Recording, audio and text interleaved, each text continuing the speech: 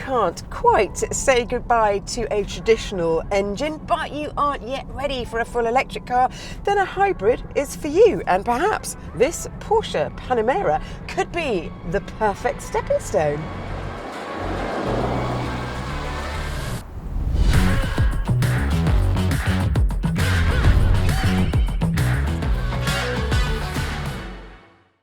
Welcome to the Driver Reviews channel. I'm Vicki Butler-Henderson, and today we are looking at the third generation of Porsche's sports saloon with 4 doors, the Panamera.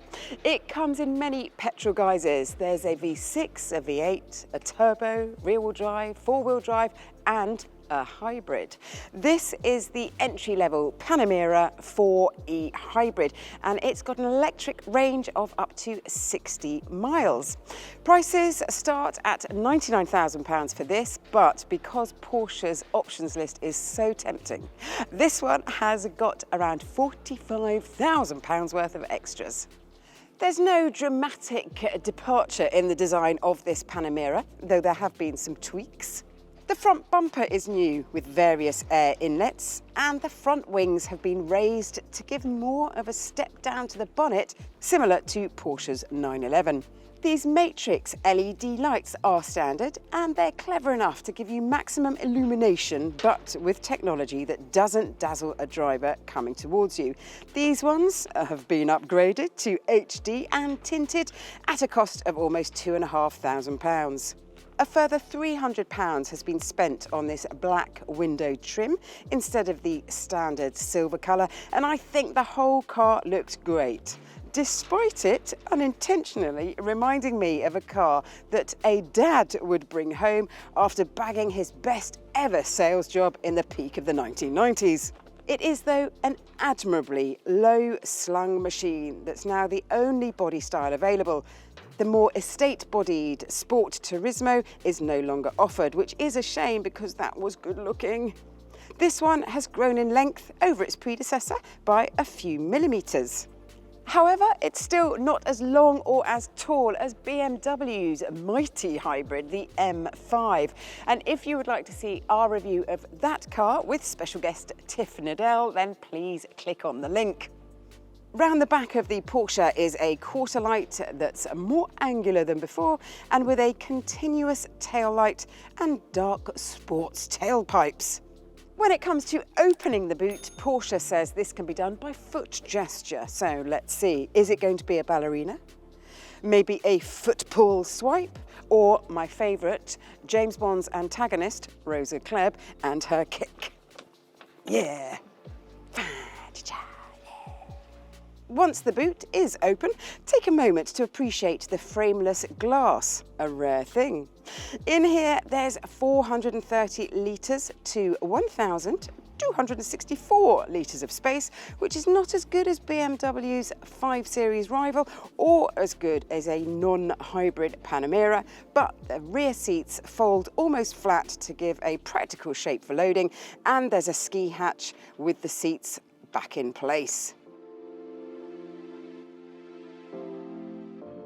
Keeping it all on the ground are a set of standard 19-inch alloys, but of course these wheels have been upgraded. They are a £3,000 optional extra and are 21 inches. They are surrounded by Michelin Pilot Sport S tyres, which have been developed in collaboration with Porsche specifically for the Panamera. The NDO marking on the sidewall identifies them as Porsche approved, with specifications tailored to the model. According to Michelin, the tyres are designed to deliver precise handling, strong grip in both dry and wet conditions, and are suitable for everyday road use and occasional track driving. It is always a joy to slide into the cabin of a Porsche. It is like a VIP airport lounge in here, with the beautifully stitched leather, the glossy surfaces and the glittery buttons. This whole panel is dedicated to ventilation, and it's great to have such easy access to this because I, and maybe you, like tweaking the temperature and heated seats on each trip. But that's not the whole hot and cold picture. To set the direction of the vents, you need to go into the system to do this, because the simple task of moving vents is now a slightly fiddly one that can only be done through the screen. There's the full gamut of tech and connectivity, from pre-warming or cooling the cabin before you set off, to watching driver reviews on YouTube when you're parked up. The display ahead of the driver is a little unusual in its design because it doesn't have a brim, which is quite funky, and you can change the display whenever you need a change.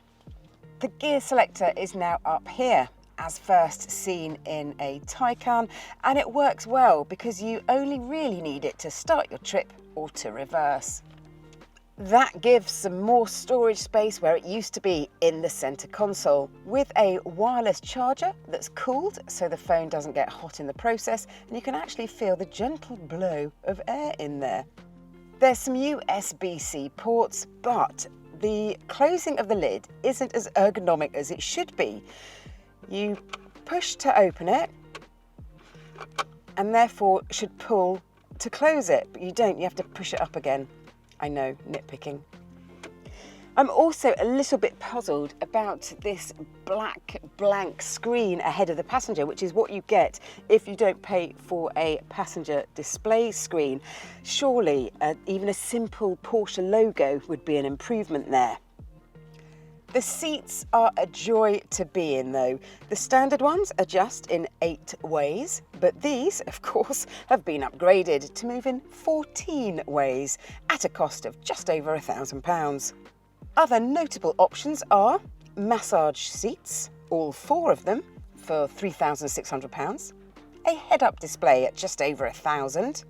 The glass, well, this isn't just glass, it's thermally and noise insulated privacy glass and costs an extra £1,600.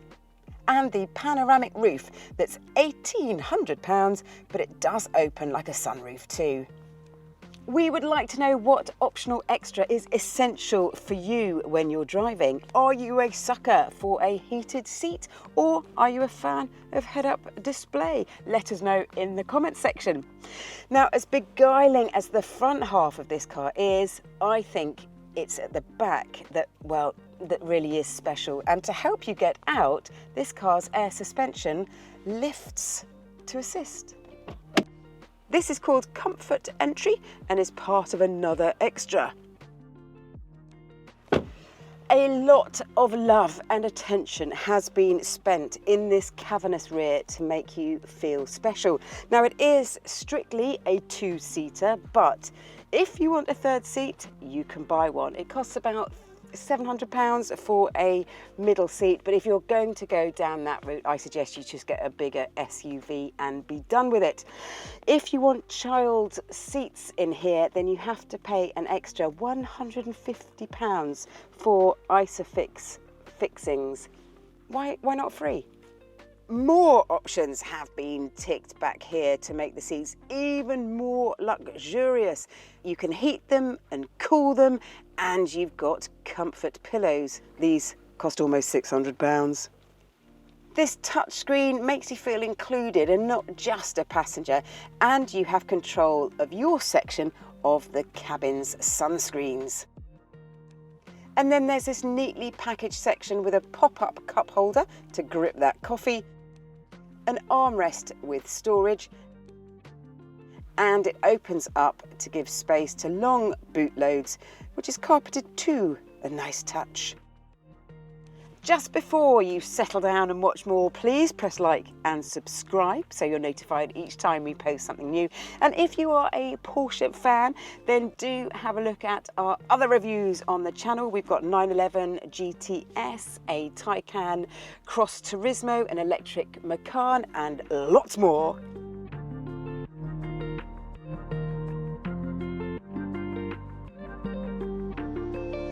Whatever car you drive, the only thing connecting you to the road or the track are the tiny contact patches on your tyres. So it is crucial to find the right set, but searching for them can be stressful and confusing. If you need help choosing new tyres for your car, then go to DriverReviews.com, where you will see thousands of reviews of all the top brands written by drivers just like you. Also, check out the winners of our latest Customer Choice Awards.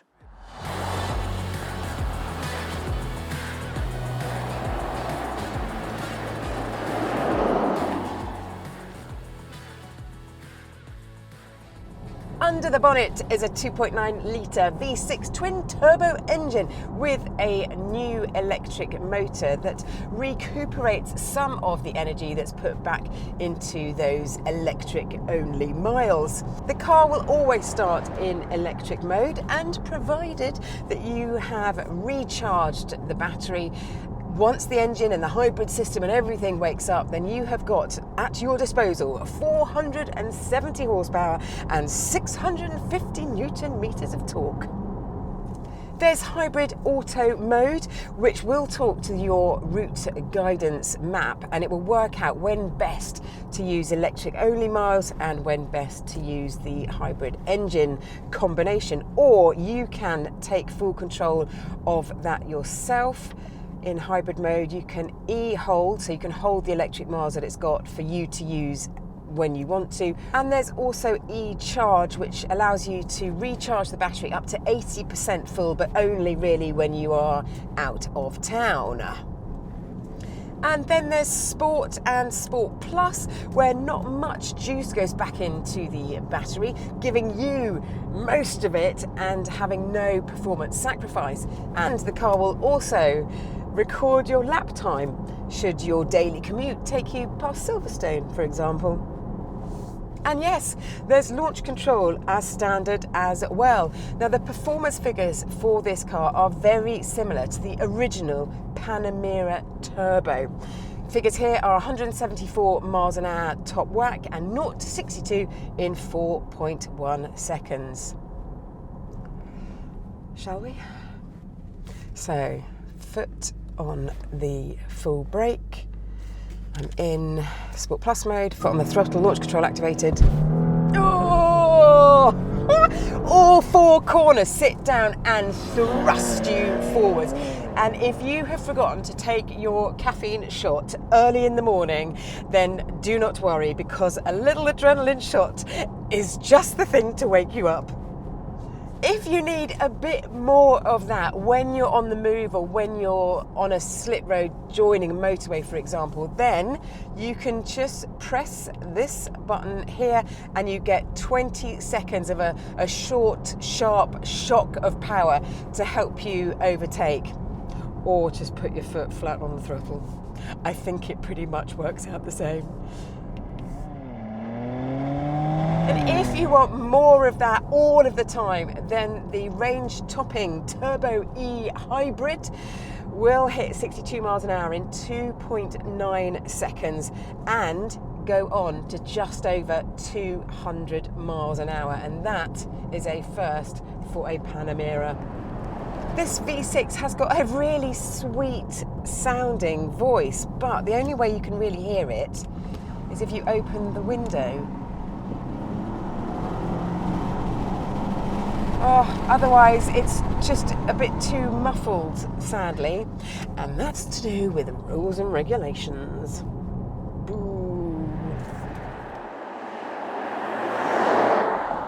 The gearbox is a quick-acting dual-clutch 8-speed auto, and you can put it into manual mode to then hang on to the revs or to dip down when you need to, and it will hang on until you change up. And I think that that is really crucial, because at least these give you some involvement in the driving aspect, because the power delivery of this car, it is so quick but so unbelievably smooth that you feel a little bit detached. So having control of the gears is a good thing.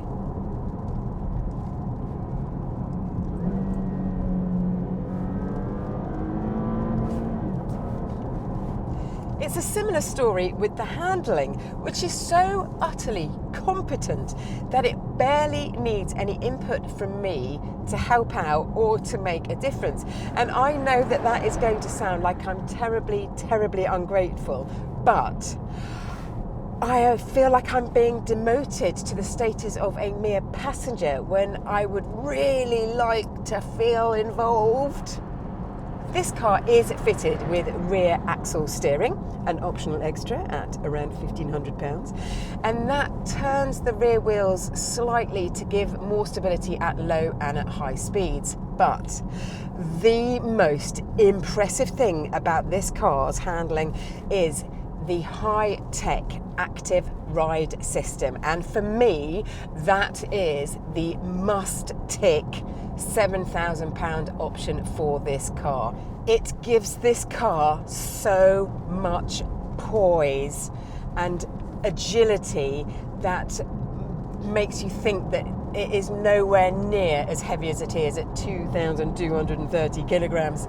The dampers adjust the settings at 13 times per second. And I have driven this car over the worst roads I know with broken surfaces and potholes, and this has simply glided over. And then at speed, when you're ready to sort of wince as you anticipate the jolt of some undulations in the road ahead, the car, it barely flinches. The suspension is amazing in all settings, including the firmest Sport Plus One. Wowza.